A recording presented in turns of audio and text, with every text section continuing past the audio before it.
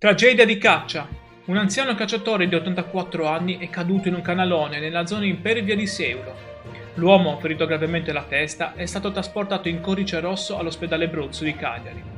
Io sono Matteo e ti ringrazio per essere qui sull'Isola Informa. Se vorrei stare aggiornato su altre notizie di cronaca della Sardegna, iscriviti al canale e lascia un like per supportare questo lavoro di informazione. L'incidente è avvenuto in località Forau Murgia, un'area rocciosa e molto difficile da raggiungere nelle campagne di Seulo. Antonello Pasquali, questo è il nome dell'anziano, ha battuto violentemente la testa dopo la caduta, perdendo molto sangue. I suoi compagni, o forse altri cacciatori vicini, hanno dato l'allarme. L'intervento è stato estremamente complesso. Per raggiungerlo si è reso necessario l'aiuto del soccorso alpino.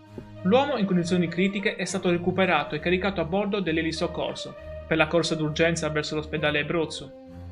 Ma cosa ha causato la caduta dell'84enne in una zona così pericolosa? E quali erano le sue condizioni di salute prima dell'incidente? Le sue condizioni sono gravi, ma stabili, e le autorità locali hanno subito lanciato un appello alla prudenza, specialmente per i cacciatori più anziani.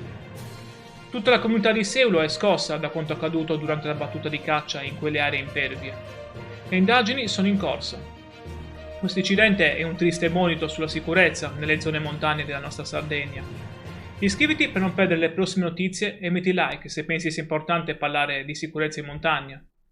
Io auguro all'anziano cacciatore di riprendersi nel miglior modo possibile e ti ringrazio per aver seguito questa notizia fino alla fine.